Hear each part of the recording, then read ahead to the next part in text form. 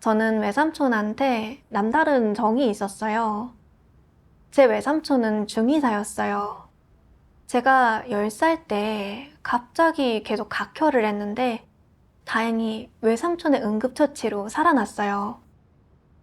그 일로 저는 외삼촌을 생명의 은인이라고 생각했고 나중에 어른이 되면 꼭 외삼촌에게 보답하겠다고 다짐했어요. 2008년에 아버지가 병원으로 돌아가시면서 우리 가족은 큰 슬픔에 빠져 있었는데 그때 외삼촌이 전능하신 하나님의 말세복음을 전해줬어요. 우리는 그렇게 의지처가 생겼고 진리를 추구함으로 구원에 이를 수 있는 기회까지 얻게 됐죠. 그러다 보니 저는 외삼촌에 대한 감사한 마음이 가득했어요. 아버지가 세상을 떠나면서 엄마 혼자 자식 3명을 공부시키기 어렵게 되자 외삼촌은 저를 자기 집으로 데려가셨어요. 저는 삼촌 집에서 먹고 자면서 신앙생활도 하고 삼촌한테서 의술도 배우며 지냈어요. 저는 몸이 허약한 편이었는데 삼촌이 자주 이것저것 해주시면서 건강을 챙겨줬어요. 삼촌이 잘해주셨네요. 네, 정말 친딸처럼 대해줬죠. 그러니까 저한테 외삼촌은 너무 고마운 사람이었어요. 그래서 전 삼촌한테 무슨 어려움이 생기면 제가 할 수 있는 것 뭐든 해드려야겠다는 생각을 갖고 살았어요. 그러다 2011년에 교회에서 외삼촌을 악인으로 판정한 일이 있었어요. 삼촌은 교만하고 생트집을 잡고 진리를 전혀 받아들이지 않는 사람이었어요. 그리고 누구든 조금이라도 문제점을 짚어주면 안갚음을 했고 자주 리더 일꾼들을 공격하고 정죄했어요. 또 형제 자매들과 리더를 이간질하면서 교회 생활과 사역에 심한 회방을 놓았는데 형제 자매들은 하도 억눌려서 다들 삼촌을 몹시 꺼려할 정도였어요. 주변에서 여러 번 교제를 해주었지만 삼촌은 전혀 회개하지 않았기에 교회에서는 출교하기로 결정을 했죠. 그럼 제명 원칙에도 맞네요. 네, 근데 그 얘기를 들었을 때 어땠어요? 그때 리더가 출교 동의서에 서명할 건지 물어봤는데 정말 갈등을 많이 했어요. 외삼촌의 행태는 정말 너무 뚜렷했어요. 심지어 저도 삼촌한테 타격받아 운 적이 있었거든요. 근데 정작 서명을 하려니 삼촌이 알게 되면 저를 어떻게 볼까 걱정이 됐어요. 그래도 제가 어렸을 때 절 살려줬던 사람이고 우리한테 복음도 전해주고 저한테 의술도 가르쳐준 사람이잖아요. 삼촌은 저한테 여러모로 잘해주셨는데 제가 삼촌을 출교하는 것에 동의한 걸 알면 정말 배은망덕하다고 하지 않을까 싶었어요. 삼촌의 은덕이 생각난 거네요. 네, 그래서 서명하셨어요? 네, 했죠. 그때 리더가 하나님의 이 말씀을 읽었는데 정말 많이 느끼게 됐어요. 전능하신 하나님 말씀. 하나님은 말씀에서 어떤 원칙으로 사람을 대하라고 요구하느냐? 하나님이 사랑하는 것을 사랑하고 하나님이 미워하는 것을 미워하는 것이다. 이것이 사람이 지켜야 할 원칙이다. 하나님은 진리를 추구하고 하나님의 뜻대로 행하는 사람을 사랑한다. 이 또한 사람이 사랑해야 하는 사람이다. 하나님의 뜻대로 행하지 못하고 하나님을 미워하거나 거역하는 사람은 하나님이 혐오하는 사람으로 우리도 마땅히 혐오해야 한다. 이것은 사람에 대한 하나님의 요구이다. 은혜 시대의 예수는 누가 내 모친이며 내 동생들이냐?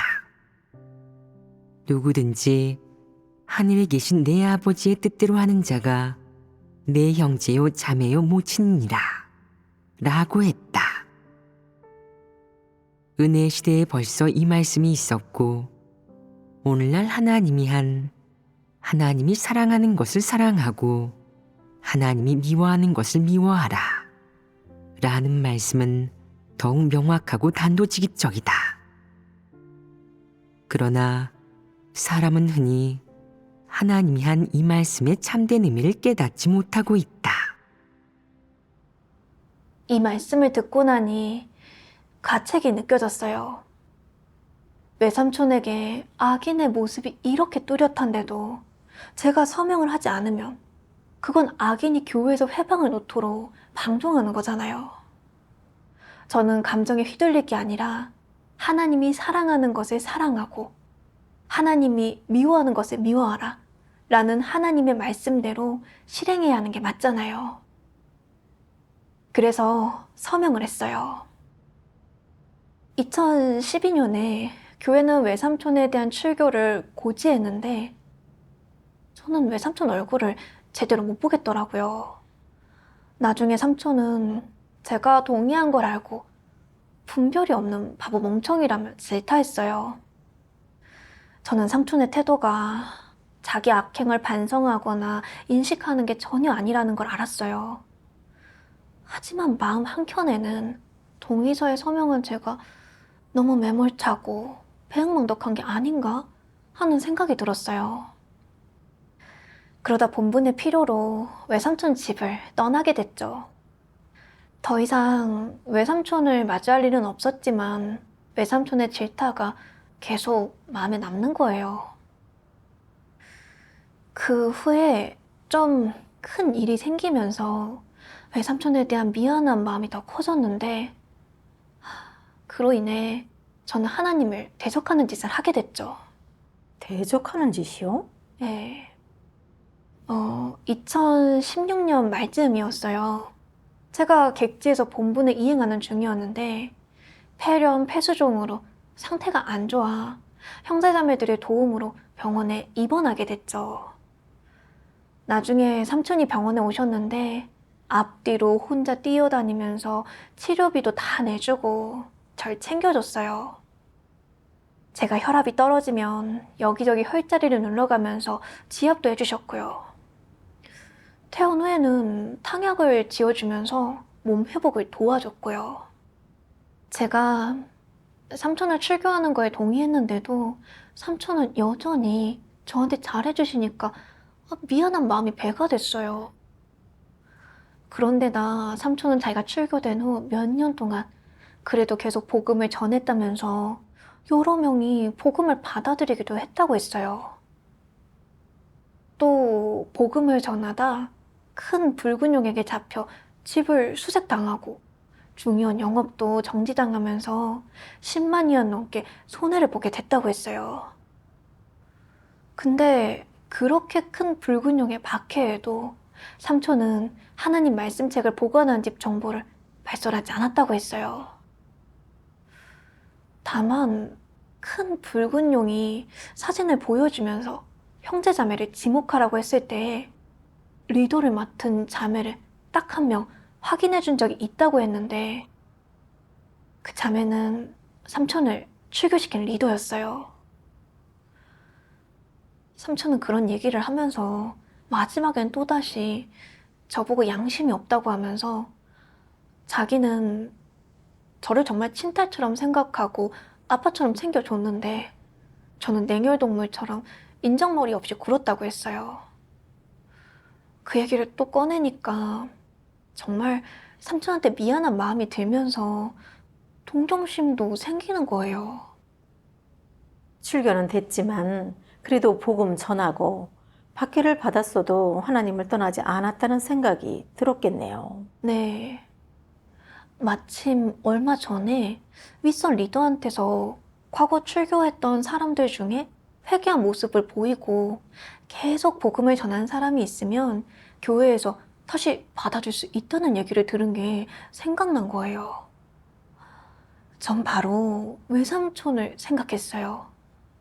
전 삼촌이 비록 출교된 사람은 맞지만 그래도 그동안 계속 복음을 전했고 큰 붉은 용의 조사에서도 하나님을 부인하지 않았으니까 교회에서 다시 받아줄 수 있지 않을까 싶었죠. 복음을 전하며 힘쓰는 것으로라도 속죄할 수 있게 해주면 좋겠다 싶었거든요. 그렇게 될 경우 나중에 하나님의 말씀을 좀 많이 교제해주면 조금씩 지난날의 악행을 반성하면서 회개하고 변화되지 않을까 하는 생각이 들었어요. 교회에서 정말 삼촌을 다시 받아준다면 삼촌은 제가 양심적인 사람이고 배은망덕한 조카가 아니라는 걸 알게 되지 않을까 싶기도 했고요. 이런 생각이 스치는 순간 저는 삼촌에 대한 은혜를 갚을 수 있는 길을 찾은 것 같았어요. 그래서 리더한테 삼촌 얘기를 하셨어요? 했죠. 그래서 저는 얼른 리더에게 편지를 보냈죠. 삼촌이 그동안 잘해온 모습들을 다 작성해서 보냈는데 삼촌이 경찰한테 리더가 누군지 발설한 것과 제 앞에서 원망했던 말, 저를 훈계했던 안 좋은 말들은 쏙 빼버렸어요. 의도적으로 숨긴 거네요. 그쵸. 나중에 리더가 제 외삼촌이 교회에서 받아줄 정도가 되는지 사람들을 보내 확인했어요. 며칠 후 한 자매가 저한테 그러는 거예요. 자매님 외삼촌을 만나 그동안 반성하면서 깨달은 게 있는지 물어봤어요. 그랬더니 펄쩍 뛰면서 이제 보니 당신들은 사실조사를 하러 나온 게 아니라 리더들끼리 편을 들고 감싸주려고 하는 거라고 하면서 우릴 때릴 기세로 달려들었어요. 다행히 자매님 외숙모가 계속 말렸어요. 하지만 자매님 삼촌은 그것도 모자라 지난 일들을 막 들추면서 꼬투리를 잡고 리더를 공격하고 비판하기만 했어요. 보니까 반성이 전혀 안 돼 있어서 교회에서 받아줄 수 없겠어요. 그 자매님의 말이 맞네요. 그런 상황이면 복귀에도 계속 교회 생활을 방해할 거예요. 그쵸. 자매님 외삼촌처럼 출교된 후에도 전능하신 하나님을 떠나지 않고 계속 복음을 전하고 종교로 돌아가지 않는 사람들이 많아요. 그건 이미 참도라는 걸 확신하고 있기 때문이고 본인도 복을 받고 싶은 마음이 있으니 그런 거예요. 근데 다시 교회로 복귀시키면 또 악행을 일삼을 수밖에 없어요. 그건 본성 본질의 문제예요. 그렇죠. 이렇게 말하면서 자매님은 저보고 삼촌의 본질을 분별해야 한다고 교제를 해줬고 이 문제를 어떻게 보는지 물어봤어요. 삼촌의 그런 모습을 이야기하는데 저는 할 말이 없었어요. 확실히 다시 받아줄 수 없는 상태였으니까요. 나중에 제 문제에 맞춰 하나님의 말씀을 찾아서 봤는데 그때 이 말씀을 읽었어요. 전능하신 하나님 말씀. 사탄에 의해 폐괴된 사람은 모두 폐괴의 성품을 가지고 있다. 하지만 그들 중 일부는 그저 성품이 폐괴된 것에 그치는 데 반해 그렇지 않은 사람도 있다. 그들은 사탄의 폐괴의 성품을 갖고 있을 뿐만 아니라 그 본성 자체가 이미 극도로 악독해진 사람들이다. 그런 사람은 언행에서만 사탄의 폐괴의 성품이 드러나는 것이 아니다. 그들은 영락없는 사탄 마귀이다. 그들이 하는 짓은 모두 하나님의 사역을 방해하고 교란하며 형제자매들의 생명 진입을 방해하고 정상적인 교회 생활을 파괴하는 것이다. 양의 탈을 쓴 이리들은 언젠가 모두 쫓겨날 것이다. 그런 사탄의 종들에게는 가차없이 내치는 태도를 취해야 한다. 그것이야말로 하나님 편에 서는 것이다. 그렇게 하지 못하는 자는 다 사탄과 손을 잡은 자이다. 사탄은 누구이고 마귀는 누구이며 하나님의 원수는 또 누구더냐? 바로 하나님을 믿지 않고 대적하는 그 무리들 아니더냐? 하나님을 거역하는 자들 아니냐? 입으로는 믿는다고 말하나 진리가 없는 자들 아니더냐? 복만 받으려 하며 오히려 하나님을 증거하지 못하는 자들 아니더냐? 내가 오늘날에도 이 마귀들과 손잡고 그들을 양심과 사랑으로 대한다면 그것은 사탄에게 선의를 베푸는 것 아니겠느냐? 마귀와 한통속이 되는 것 아니겠느냐? 오늘날에 이르렀는데도 선악을 구분하지 못하고 한결같이 사랑과 긍휼만 강조하며 하나님의 뜻을 구하려는 생각은 전혀 없이 하나님의 마음을 자기 마음으로 여기지 못한다면 이런 부류가 맞이하는 결말은 더욱 비참할 것이다. 육신에 거하는 하나님을 믿지 않는 자는 모두 하나님의 원수이다. 내가 원수에게도 양심과 사랑을 베푼다면 정의감이 없는 것 아니겠느냐? 내가 증오하고 반대하는 자와 내가 오히려 마음이 통해 그들을 사랑이나 사적인 감정으로 대한다면 해역 아니겠느냐? 고의로 대적하는 것 아니겠느냐? 그런 자에게 진리가 있겠느냐? 원수를 양심으로 대하고 또 마귀를 사랑으로 대하며 사탄에게도 긍휼을 베풀려고 한다면 고의로 하나님의 사역을 방해하는 자 아니겠느냐? 하나님의 말씀을 보면서 정말 크게 심판받았어요.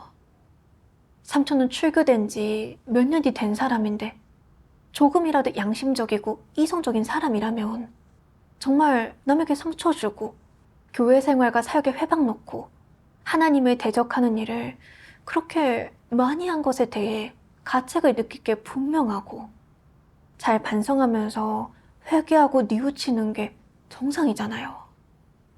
특히 그 시기에 저랑 형제자매들이 교제하면서 짚어줬지만 전혀 자기 자신을 인식하려고 하지 않았어요.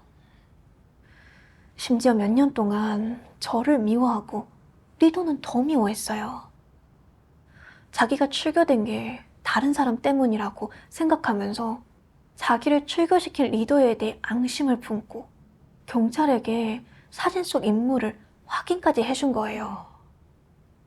나중에는 리더를 거짓 리더이자 적그리스도라고 정죄하면서 자기 편견을 계속 퍼뜨리기도 했어요. 이처럼 외삼촌의 실체는 악인이라 본성적으로 진리를 싫어하고 증오했죠. 절대 회개하거나 변화할 수 있는 사람이 아니었어요. 맞아요. 악인은 절대 회개하지 않아요. 그러니까요. 그런 영락 없는 악인을 두고도 저는 양심적으로 대하고 은혜를 갚으려고 했고 심지어는 좋은 말로 삼촌을 감싸주면서 교회에서 받아주기를 희망하고 있었어요. 저는 정말 눈멀었고 선악을 분별하지 못하고 있었어요. 이는 사탄의 환심을 사는 것으로 악인의 편에 서서 하나님을 대적하는 거잖아요. 정말 하나님께서 말씀으로 밝혀주시지 않으시면 우리로서는 사람의 실체를 간파할 수 없죠. 맞아요. 나중에 하나님의 말씀을 보면서 하나님의 공의상법을 알게 됐는데 그때 교회에서 삼촌을 받아주면 절대 안 되겠다는 걸 더 깊이 느꼈어요. 전능하신 하나님 말씀. 내가 고생 끝에 큰 공을 세웠든 대단한 관록을 가지게 되었든 나의 곁을 따랐든 명망이 자자하든 태도가 나아졌든 관계없이 내가 나의 요구를 따르지 않았다면 영원히 나에게 칭찬을 받을 수 없을 것이다. 아무래도 너희가 서둘러 온갖 생각과 계획을 완전히 지우고 나의 요구를 진지하게 대하는 것이 좋겠다. 그렇지 않으면 나는 모든 사람을 잿더미로 만들어 나의 사역을 끝낼 것이다. 그러면 기껏해야 나의 오랜 사역과 고난이 무로 돌아갈 뿐이다. 나는 나의 원수와 사악한 기운을 풍기며 사탄의 본 모습을 가진 자들을 나의 나라, 다음 시대로 데려갈 수 없기 때문이다. 이 말씀을 보면서 거스를 수 없는 하나님의 거룩하시고 공의로운 성품을 느꼈고 하나님께서 사람을 대하시는 원칙이 뭔지 알게 됐어요. 윗선 리더는 과거 출교됐던 사람들 중에 계속 하나님을 믿으면서 복음을 전하고 회개하는 모습이 보이는 사람은 교회에서 받아줄 수 있다고 했는데 저는 외삼촌의 겉면만 보고 대조를 했어요. 삼촌은 출교된 후에도 계속 복음을 전했고 큰 붉은 용에게 잡혔을 때도 하나님을 부인하지 않았으니까 자기 반성이 조금 안 돼도 충분히 받아줄 수 있지 않을까 싶었거든요. 근데 하나님의 말씀을 보면서 정신이 들었죠. 하나님께서 사람을 판단하는 데에는 기준이 있고 교회에서 사람을 받아주는 것에도 원칙이 있었어요. 그쵸. 특히 악행으로 제명이나 출교된 사람은 자신의 악행을 제대로 뉘우치는지 참된 회개와 변화가 있는지를 봐야 하는 거였어요. 그게 안 되면 절대로 교회에서 받아줄 수 없었어요. 맞아요. 삼촌이 출교된 후에 계속 복음을 전하기도 하고 좋은 행실이 있기는 했지만 과거 본인이 벌인 악행과 폐괴된 자기 본성에 대해서는 반성하면서 깨달은 게 전혀 없었어요. 주변에서 아무리 짚어주고 교제해줘도 책망하고 까발려도 조금도 각성하지 않았어요. 오히려 반성하라고 말한 사람을 적대시했고 리더에 대한 편견을 퍼뜨리면서 사람들을 미혹하고 교회 생활을 방해했죠. 그런 영락없는 악인이자 마귀인 자가 출교되는 건 온전히 하나님의 공의를 보여주는 거잖아요. 하나님이 하신 말씀처럼 말이죠. 나는 나의 원수와 사악한 기운을 풍기며 사탄의 본 모습을 가진 자들을 나의 나라, 다음 시대로 데려갈 수 없기 때문이다. 근데 저는 그런 사람이 다시 교회에 복귀할 수 있게 좋은 말을 해줬으니 그건 하나님과 맞서는 거잖아요. 이걸 깨닫게 되니까 정말 제가 너무 진리를 모르고 무지몽매한 사람이란 걸 보게 됐어요. 나중에 건강을 회복해야 하는 관계로 자주 외삼촌 집에 다니게 됐는데 삼촌의 상태는 더 심해졌어요. 리더를 판단할 뿐만 아니라 고만하게 성령께 쓰임받는 사람까지 판단했어요. 그걸 통해 정말 삼촌은 진리를 증오하고 하나님을 적대시하는 본질을 가졌다는 걸 보게 됐어요. 그리고 전에 그런 삼촌을 위해 좋은 말을 했던 사실을 생각하니 너무 자책하는 마음이 들고 후회가 됐어요. 그때 저 자신을 돌아봤어요. 그런 영락없는 악인인데도 나는 왜 은혜를 갚으려고 하는 걸까? 전에는 원인을 찾지 못했는데 나중에 하나님의 말씀을 보면서 그 근원을 찾게 됐어요. 그럼 그 말씀 같이 봐요. 네. 전능하신 하나님 말씀. 은혜는 반드시 보답하라와 같은 도덕적 행위에 관한 말은 사람이 이 사회, 이 인류 가운데서 다해야 할 책임이 과연 무엇인지 알려주지 않는다. 그저 이런 방식으로 사람이 어떻게 생각하고 행동해야 하는지 속박하고 강요할 뿐 사람이 원하는지는 신경 쓰지 않고 사람에게 닥친 일이 어떤 상황, 어떤 배경에서 벌어진 것인지도 상관하지 않는다. 고대 중국에는 다음과 같은 일이 무척 많았다. 예를 들어 굶어 죽을 지경이 된 거지를 어떤 집안에서 거두어 먹여주고 입혀주고 무예나 각종 지식을 가르쳐준 다음 그가 성인이 되면 돈벌이 수단으로 삼아 악행, 살인 등 그가 원치 않는 일을 시키는 것이다. 그가 입은 은혜를 생각한다면 그가 그들 덕에 목숨을 구하게 된 것은 좋은 일이다. 하지만 그가 압박에 못 이겨 어쩔 수 없이 저지른 일들을 생각한다면 이것이 좋은 일이겠냐 나쁜 일이겠냐. 나쁜 일입니다. 그런데도 사람은 은혜는 반드시 보답하라는 전통 문화에 물들어 제대로 구분하지 못한다. 표면적으로 볼 때 그가 악을 행하고 다른 사람을 해치며 살수가 된 것은 어쩔 수 없는 일이었다. 보통 악을 행하고 남을 죽이는 짓을 하고 싶어 하는 사람은 없다. 하지만 그의 내면 깊은 곳을 본다면 주인의 지시대로 악을 행하고 사람을 죽이는 것에는 보은의 의미가 있지 않겠느냐. 특히 은혜는 반드시 보답하라는 중국 전통 문화의 영향 아래에서 사람의 마음은 어쩔 수 없이 이런 사상에 물들고 지배된다. 그가 일하는 방식과 방법, 그리고 의도와 출발점은 분명 이런 것들에 통제될 것이다. 이런 일이 닥쳤을 때 그가 가장 먼저 생각하는 것은 무엇이겠느냐. 이 집안에서 나를 구해줬으니 나는 이 집안의 은혜를 입은 거야. 은혜에 보답해야지 배은망덕하게 굴어서는 안 돼. 내 목숨은 저들이 구해준 거니까 저들을 위해 바쳐야 해. 저들이 뭘 시키든 해야 한다고. 설령 그게 악을 행하고 사람을 죽이는 일일지라도 옳고 그름을 따지지 말고 온 힘을 다해 보답해야 해. 이렇게 큰 은혜에 보답하지 않으면 사람이라고 불릴 자격이 있겠어? 라는 것이다.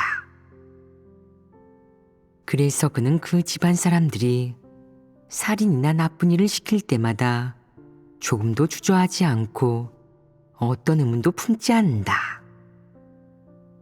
그럼 그의 이런 행위와 행동, 어떤 의문도 품지 않는 태도는 전부 은혜는 반드시 보답하라는 생각과 관점에 지배된 것 아니겠냐.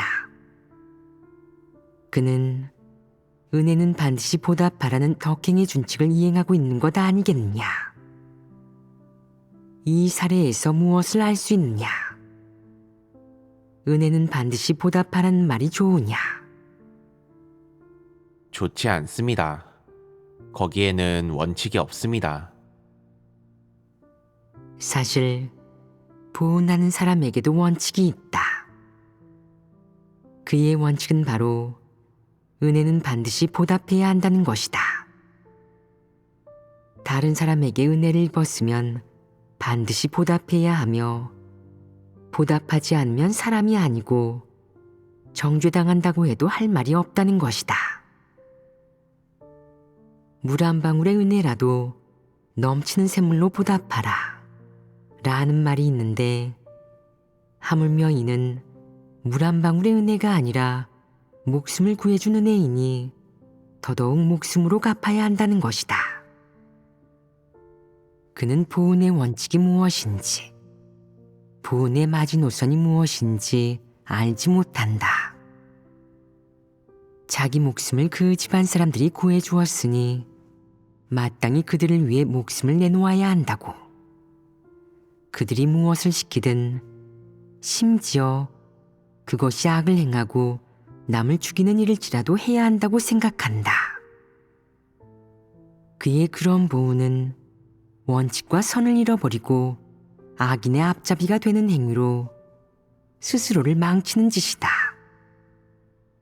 그의 그런 보은 방식이 옳으냐?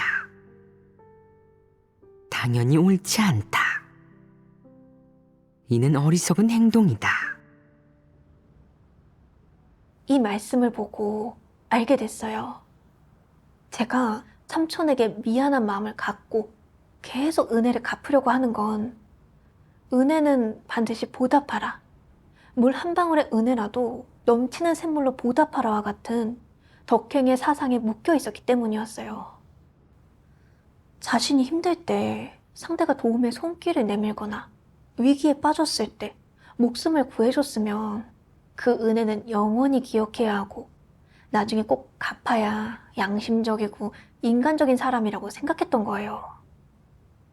은혜에 보답할 줄 모르는 건 배은망덕한 인간성 없는 사람이니 사람들한테 배은망덕하다며 손가락질을 받게 된다고 생각했어요. 저의 엄마 쪽을 보면 그랬죠. 엄마는 5남매였는데 어렸을 때 가정 형편이 안 좋았대요. 큰 외삼촌을 공부시킨다고 막내 삼촌과 엄마는 모두 학교를 그만뒀죠. 결국 큰 외삼촌은 철밥통 직업을 갖게 됐고 집에서는 큰 외삼촌이 형제들한테 조금이라도 도움을 줄 거라고 기대했어요. 근데 큰 외삼촌은 그러기는커녕 오히려 자기 모친을 부양하는 것도 하지 않겠다고 했어요. 그래서 주변 친척과 친구들 모두가 큰 외삼촌을 배은망덕하다며 손가락질했어요. 그런 영향하에 자란 저는 꼭 양심적이고 은혜에 보답할 줄 아는 사람이 되겠다고 생각했어요. 그런 마인드의 영향으로 저는 일이 닥쳤을 때 옳고 그름을 분별하지 못했고 어떤 사람에게 은혜를 보답해야 하는지도 몰랐어요. 제 처사가 진리 원칙에 어긋났어도 구분하지 않고 그저 저한테 은혜를 베푼 사람은 잊지 말고 어떻게든 은혜에 보답해야 한다고 생각했죠. 은혜는 반드시 보답하라는 전통 문화는 정말 미혹적이에요. 은혜를 보답하는 데에 원칙이 없잖아요. 맞아요. 제가 외삼촌을 대할 때 그랬어요. 출교에 동의하는 서명을 할 때 외삼촌은 제 생명의 은인이고 말세 복음까지 전해준 고마운 사람이라 생각했어요. 또 저를 친딸처럼 챙겨주기까지 했으니 그 은혜 때문에 저는 서명하는 걸 고민하게 됐죠. 서명하면 배은망덕한 양심 없는 사람이 될까 봐요. 물론 그 당시에 동의는 했지만 양심엔 찔리고 늘 미안했어요. 그리고 제가 객지에서 본분을 이행하다가 아팠을 때 삼촌이 이리저리 뛰어다니며 병원비도 내주고 곁에서 돌봐줬는데 그러니 미안한 마음이 더 강해졌어요. 그래서 윗선 리더가 교회로 복귀시킬 수 있는 사람에 관한 원칙을 교제한 걸 기회 삼아 삼촌에 대한 은혜를 갚으려고 했던 거죠. 그래서 저는 그동안 삼촌이 자기 악행을 돌아보며 반성한 게 없다는 것도 알고 출교된 거에 앙심을 품고 큰 붉은 용 앞에서 자기를 출교시킨 리더를 지목한 걸 알면서도 은혜는 반드시 보답하라는 마인드에 지배받다 보니 리더에게 삼촌을 위해 좋은 말을 해줬고 나쁜 행태는 덮어줬어요. 삼촌이 교회로 복귀하면 저의 미안함을 메울 수 있을 것 같았거든요. 은혜는 반드시 보답하라는 전통 사상에 묶여서 저는 선악과 옳고 그름을 구분하지 못했고 처사의 원칙도 없고 최저선도 지키지 못했어요. 지금은 교회가 악인과 적그리스도, 불신파를 정리하면서 교회를 정결케 한 단계인데 저는 악인에게 양심을 베풀고 은혜를 논하며 악인을 교회로 복귀시키려고 했어요. 그건 악인의 앞잡이가 되어 악행을 하는 것으로 방해 역할을 하는 게 아니겠어요. 저의 처사는 하나님께서 말씀하신 것처럼 거지가 은혜를 갚기 위해 살인도 저지르는 사례와 같은 성격을 띠고 있었어요. 이걸 알게 되면서 은혜는 반드시 보답하라는 그릇되고 터무니없는 전통적 덕행의 해악을 제대로 인식하게 됐어요. 그건 온전히 사람을 미혹하고 회개시키는 망언이었죠. 그러네요. 그리고 하나님의 이 말씀을 봤어요. 전능하신 하나님 말씀. 은혜는 반드시 보답하라는 전통 문화의 관점은 반드시 분별해야 한다. 은혜는 반드시 보답하라는 말의 골자는 은혜에 있다. 여기에서 은혜를 어떻게 봐야겠냐? 이는 어떤 측면의 은혜겠냐? 어떤 성질의 은혜겠냐? 은혜는 반드시 보답하라는 말에는 어떤 의미가 있겠냐? 이런 문제들을 분명히 알아야 한다. 절대 은혜는 반드시 보답하라는 말에 속박되어서는 안 된다. 이는 진리를 추구하는 사람에게 꼭 필요한 일이다. 사람의 관념에서 은혜란 무엇이냐? 작은 측면에서 보자면 이는 내가 어려움에 부닥쳤을 때 누군가가 너를 도와주는 것이다.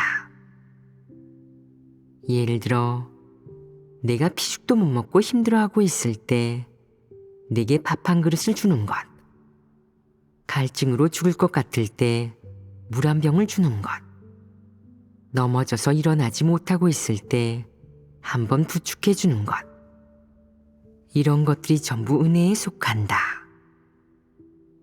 한편 큰 은혜는 내가 심각한 어려움에 부딪혔을 때 누군가가 너를 구해주는 것이다.